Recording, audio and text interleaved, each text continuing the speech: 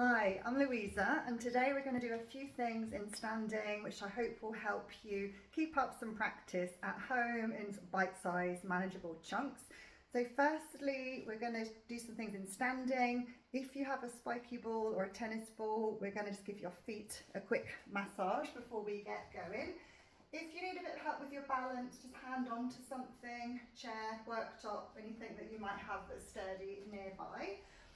And I'm going to try not to sink into the hip on the side that I'm weight bearing on as you just kind of roll your foot over the ball or roll the ball around a little bit with your foot. So just to loosen things up a little bit. Can be quite tender, but if you can, do press into it as firmly as possible. And when you spend a few moments doing that, let your heel come to the ground so that you've got the front of the foot on the ball. It might just be toes, it might be ball of the foot and the toes. And in that position, you'll probably begin to feel some stretch in the calf muscle. If it's a bit intense, you could step the standing leg that's off of the ball back a little bit.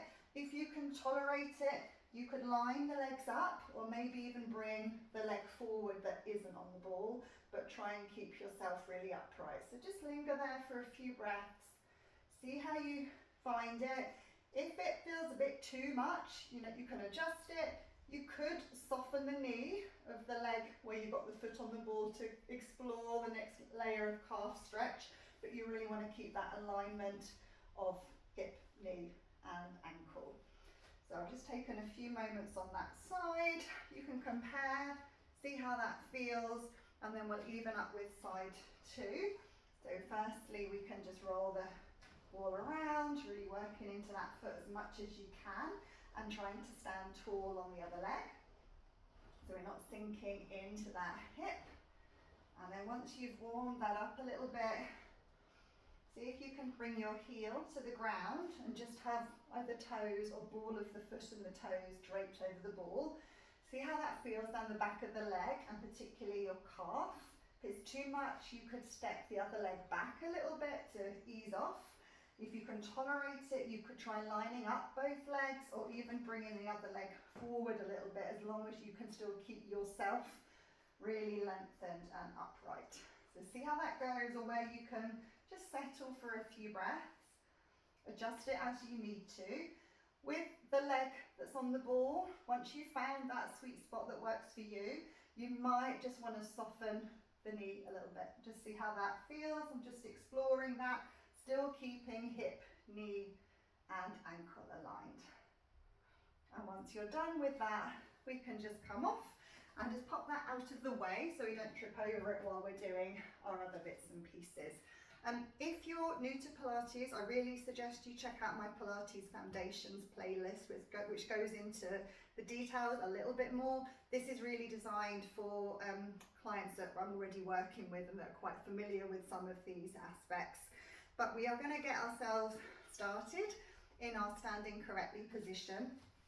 So to do that, we're going to find our neutral pelvis, which means hip bones level with each other, belly button and your pubic bone, and try to line up the hip bones at the front with your knees and with your ankles. Okay.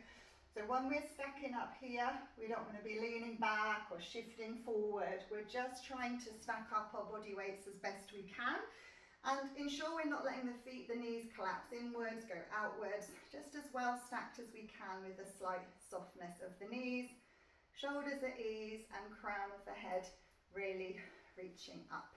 Just a brief reminder of your Pilates breath. It may work for you to place your hands on the side of the rib cage, or maybe hands on the front of the body, but we'll breathe in through the nose, let the ribs expand as much as you can in 3 dimensions, and then you exhale through nose or through mouth. Okay, so you're taking your full breath at your pace, not mine, and then softening down. And once you settle into that, the next few times you breathe out, we're going to gently engage your center, which is where we scoop the low tummy in on the exhale.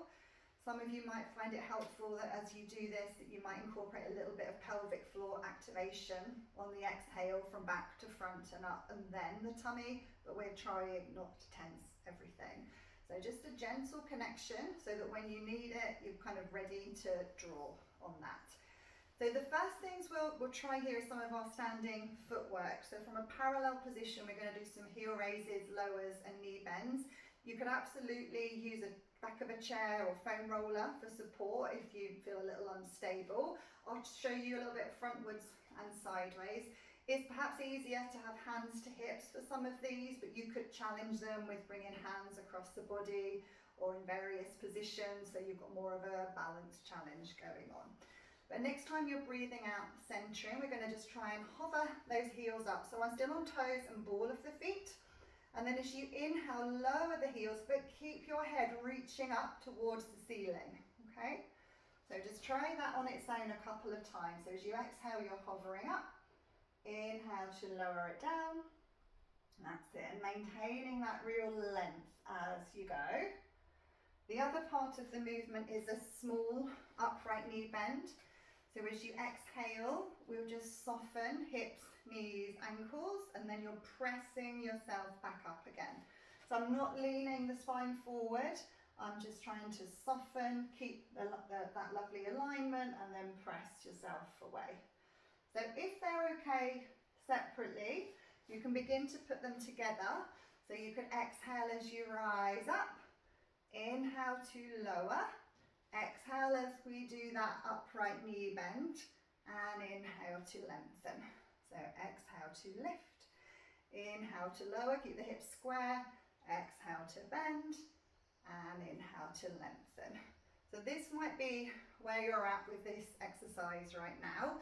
If you want to challenge it, you're used to the position, you could stay up as you do your knee bend. So I've got the heels lifted, and then I'm pressing up and lowering it down. So I'm coming up, trying to do that knee bend, keeping my feet pretty still, pressing back up and lowering down. You could aim to perhaps do between 8 to 10 of your version of that parallel footwork heel raises exercise. As well as doing it in parallel, you could do a narrow turn out of Pilates stance. So from that parallel position, I've turned out from my hips. Your heels may be together and you'd have some connection through the midline, and hips, knees, ankles are facing outwards a little bit. So you do those exact same movements that you'd lift up and you'd maintain your turn out. When you lower, you're going to do a little plie or turned out knee bend, okay? So we can still rise up as you exhale, inhale to lower, exhale, you're coming into that little plie type movement. Really keep an eye on that even alignment between both sides as you can. You might feel different work around the outer hip and glutes as you do this position. And as with the parallel one, you can challenge it when you get used to it, that you could rise up, stay up, and then you do your turned out knee bend, and then we're pressing back up to lower it down. So I'm rising up on the exhale, trying to keep the feet still as you do that knee bend, pressing away and lowering it down. Another excellent exercise to practice in standing is your squat, chair squat. So I'll come back to that parallel position we started with. Maybe you want to put a chair behind you so you can practice your stand to sit and your sit to stand. Otherwise, just have that as an idea in mind. You could keep the arms down or hands lightly to thighs, or sometimes we let the arms move as well. But you inhale to lengthen, and exhale, I'm going to soften at the hips and hinge my long spine forward as if I'm reversing back towards the chair. So I've got a bit more weight into my heels. You can have hands to thighs if you need support, not for knees, or you could leave the arms soft, and then pushing yourself back up. So spine stays long. We're not bending at the spine, we're hinging at the hips. So we can exhale as we come down, inhale as you press away. So it's probably a little easier to find your way with this, keeping the hands and the arms close to the body. If you want to, you can start to move the arms, just kind of let them loosen off a little bit, let the arms and palms face in towards your legs. And we can inhale to lengthen and exhale as you're sinking back. Just let the arms travel forward in the amount that feels comfortable as a kind of counterweight. You keep that length through the crown of the head, and then the arms can help you come back up. I'm just opening those shoulders a little bit. So you can exhale as you come down. Inhale to press away. Let's just do a couple more of those. Fantastic. Maybe there's different heights, surfaces and furniture at home you can kind of practice this on. Might be parallel suits you really well. It could be taking the legs a little wider than hip width and turned out, might be worth checking in with for some of you. Check the feet don't roll in. Again, you could keep hands to thighs, not to knees, pushing yourself away, or you could float those arms. Okay, I'll just show you a couple of those from the side. With this wider position, it may be that you find a little bit more range. So see how that goes. Great, well done. So they're excellent things to be practicing. Some of you may want to check in with doing a few lunge type movements. They can be a little harder to navigate, so stay with both legs doing similar things if you need to. And it may be you need a bit of support with balance, whether that's a roller or a chair nearby. I'm going to just grab the roller in case we need it. So for lunges, I'm starting in a parallel position again. I'm going to keep the right leg in front and just step that left leg back any amount. Okay, I'll show you from the front as well. So I'm trying to keep those legs on their own tracks. That back heel is lifted. I've got toes and ball of the foot to the ground. I'm trying not to overly arch the back. So if there's a tendency for that, softening and slightly tucking the tailbone towards you might help. I'm not locking into that front knee.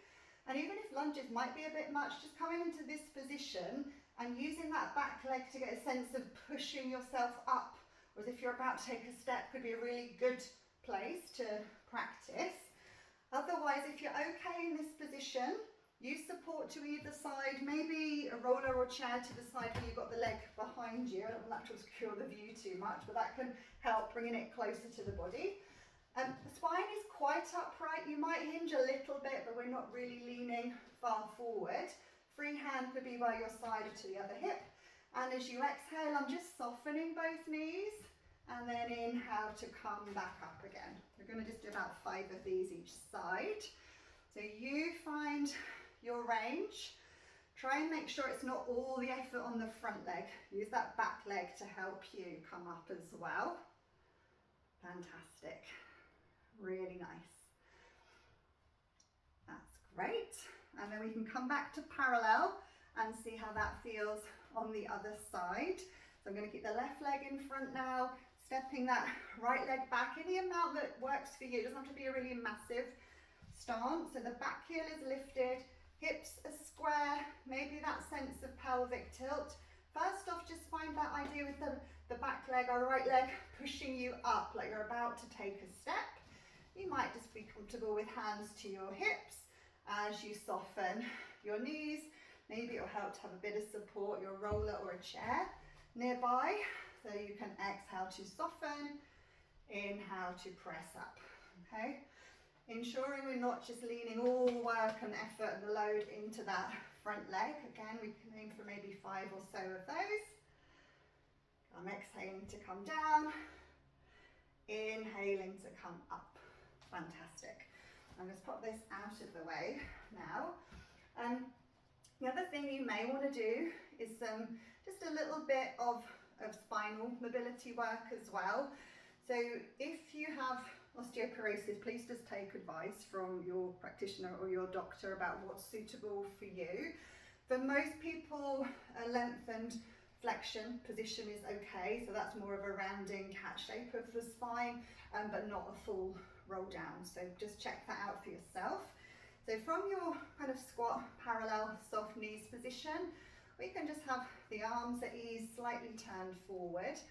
As you exhale, scoop into the tummy, and I'm just gently rounding the spine and bringing my arms as if I'm giving someone a big bear hug, and then I'm going to inhale to open. I'll show you that from the side. So I'm just trying to gently tuck the tailbone under. The knees need to be soft for me to do that, Engage into the abdominals, shoulders are wide rather than up, and then inhale to open, okay? See how that feels? If you prefer just to keep your spine upright, open, close, that would be a nice option as well. And as long as no osteoporosis or your back feels okay, I'll just run through a roll down, which you might have come across before. So from your parallel position, we're stacked up as tall as we can. Suggest slightly soft knees, maybe reverse that head back a little bit. We'll just nod the head as you inhale. Exhale as you slowly try to peel down one vertebrae at a time. Keep that real scoop of the tummy, that softening of the knees, like you're diving over a freshly painted fence. When you can't go any further, let your pelvis tip forward over the top of your thighs. It may be comfortable to release the upper body for a moment, so let the arms dangle or circle, maybe nod or shake the head. And when you're coming back up, a little sense of arms drawing into the shoulders. Re-engage through your tummy, tuck that tailbone underneath you as you slowly begin to stack up each segment of your spine with your head being the last thing. We'll just do a couple more of those. So we can inhale, nod, exhale, peel down. If it's tricky to get the alignment, you could nudge yourself up against a wall and just have your feet a short distance away, like maybe 2 of your own feet distance away. Release the upper body, keep the knees soft, tummy scooped. Reconnect as you slowly stack back up again. Going to do one more here. So we can inhale to lengthen, nod, exhale, peel down. So we're not just worrying about our final destination, we're trying to make the most out of each little part of the journey on the way there and on the way back. And then slowly stacking back up again. And as you arrive up, take any little wiggles that you like. And I hope that's helpful just to keep you moving at home. Thank you.